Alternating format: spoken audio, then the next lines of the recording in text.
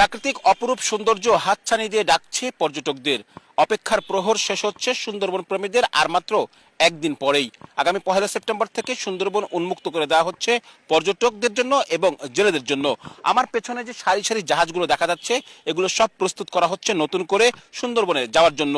এরই মধ্যে প্রস্তুতি তারা সম্পন্ন করে ফেলেছেন। সবগুলো জাহাজই সেপ্টেম্বরের 1 তারিখ থেকে পর্যায়ক্রমে সুন্দরবনে যাবে। এ নিয়ে প্রস্তুতি কেমন রয়েছে ট্যুর অপারেটরদের, সে নিয়ে কথা বলবো। আমাদের যতগুলো ট্যুরিস্ট জাহাজ আছে, আমরা এই 3 মাস বন্দর সুযোগে আমরা সবকটা প্রস্তুত করে ফেলেছি ইনশাল্লাহ। 1 তারিখ থেকে পুরোদমে আমাদের সিজনটা শুরু হবে। আবার এই টাইমে কিছু পর্যটকদের বাড়তি চাহিদা থাকে। আমাদের বাংলাদেশ তো প্রকৃতি বর্ষার মৌসুমে সুন্দর, এটা আমরা সবাই জানি। সুন্দরবন আরও বেশি সুন্দর এই বর্ষার মৌসুমে। গেস্ট অপেক্ষা করছে অধীর আগ্রহে যে বর্ষার সুন্দরবনটা, ওয়াইল্ড লাইফটা দেখার জন্য। একসঙ্গে একমাত্র সুন্দরবনেই 4টা বিষয় দেখা যায়। ঠিক আছে, ফার্স্ট আমরা চমৎকার একটা রিভার ক্রুজ করাই, ঠিক আছে, যেটা কিন্তু আমরা আলাদা পয়সা খরচ করে রিভার ক্রুজ করি। তৃতীয়ত আমরা কিন্তু ঠিক আছে নেচারের কাছাকাছি খুব থাকি। আমরা ন্যাশনাল পার্ক, বোটানিক্যাল গার্ডেনে কিন্তু শুধু নেচার দেখতে কিন্তু আমরা যাই, প্রকৃতির কাছে যাওয়ার জন্য। সুন্দরবনে কিন্তু এটা পাওয়া যাচ্ছে। ঠিক আছে, থার্ড হলো আমরা ওয়াইল্ড লাইফ। ঠিক আছে, হ্যাঁ, আমরা কিন্তু পর্যাপ্ত ওয়াইল্ড লাইফের কিন্তু কাছাকাছি থাকি বা ওদের বিচারণ স্পটটা কিন্তু আমরা দেখতে পারি। এবং আমরা চতুর্থ যে জিনিসটা আমাদের সবার আকর্ষণীয়, সমুদ্র সৈকত। ঠিক আছে, আমরা সুন্দরবনে কিন্তু প্রত্যেকটা ট্যুরে সমুদ্র সৈকত ভ্রমণ করাই এবং চমৎকার সমুদ্র সৈকত।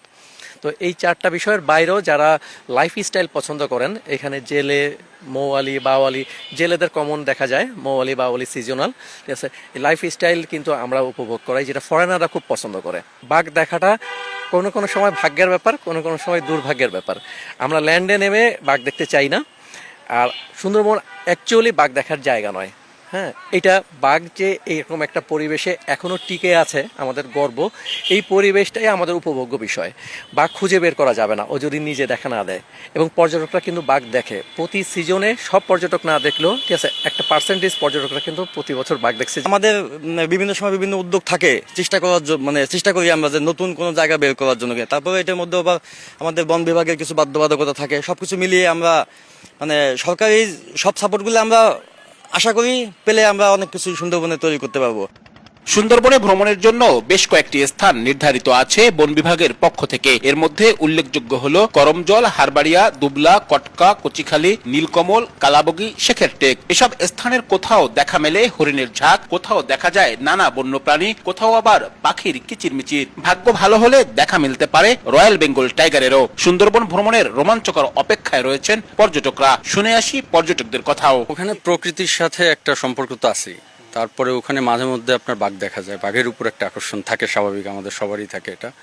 তো সবকিছু মিলিয়ে চিন্তা করতেছি এবার একটা উদ্যোগ নিব যে দেখা যাক বাঘের দেখা পাই কিনা। আমি আগে কয়েকবার পাইনি, আমার ফ্রেন্ডরা পেয়েছে। বৃষ্টির সাথে সবকিছু দিয়ে, প্রাকৃতিক সৌন্দর্য দিয়ে সুন্দরবনের যে পরিবেশ, এটা বারবার আসলে যেতে ইচ্ছা করে। এই কারণেই সুন্দরবনের প্রতি এই মনের টানের কারণেই বারবার যাওয়া। সুন্দরবনের প্রবেশদ্বার বলা হয় খুলনাকে। রাজধানী বা দেশের যে কোনো প্রান্ত থেকে খুলনা এসে এসব জাহাজে করেই নদী পথে যেতে হবে সুন্দরবনে। প্রাকৃতিক অপরূপ সৌন্দর্য যে হাতছানি দিয়ে ডাকছে পর্যটকদের, সেখানে আপনাদের আরেকবার আমন্ত্রণ জানাচ্ছি। আব্দুল্লাহ আল মামুন রুবেল, সময় সংবাদ, খুলনা।